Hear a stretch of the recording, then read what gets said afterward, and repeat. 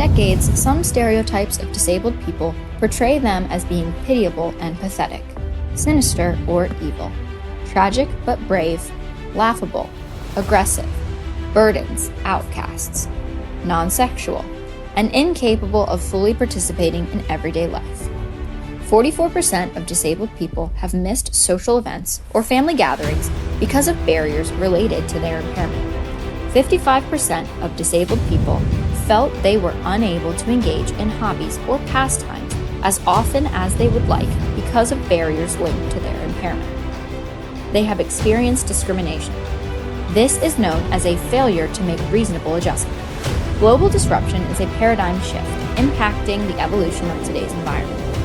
There are many views on what this means. What is an example of a global disruption? Some examples are natural disasters and other climate change issues, disease outbreaks, technological and cyber changes, trade disputes, and policies. Such discontinuities have been previously addressed in the literature as disruptions. Global disruption influences the economy, society, and individual life. In the economy, market disruption is a situation wherein markets cease to function in a regular manner, typically characterized by rapid and large market declines. Social disruption is a term used in sociology to describe the alteration, dysfunction, or breakdown of social life, often in a community setting. Social disruption implies a radical transformation in which the old certainties of modern society are falling away and something quite new is emerging. Significant life disruptions can be health-related, serious illnesses including mental illness and loss of memory, serious accidental injury, or the birth of a child with a disability, all of which can affect self or family members. The book entitled How Do People with Disabilities Survive in a Global Disruption? Written by Associate Professor Dr. Jacharong Bunyarata-Nasuntorn, starts with updated information about global disruption, especially in the economy, society, and individual life. This is to provide a clear understanding for readers of what we mean by global disruption and its importance for the mainstream of world development over the decade.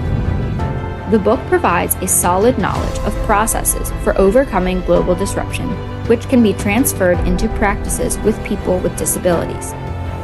Case studies are presented to confirm that processes for overcoming global disruption can be implemented realistically within diverse contexts, conditions, and patterns. The book pays attention to the case studies of India, the Philippines, Thailand, Japan, and Vietnam. At the final stage of this book, the author provides a discussion on the potential and constraints for future development in the dynamically and rapidly changing world development, especially when it comes to uncertain changes of aging society, digital disruption, and the pandemic.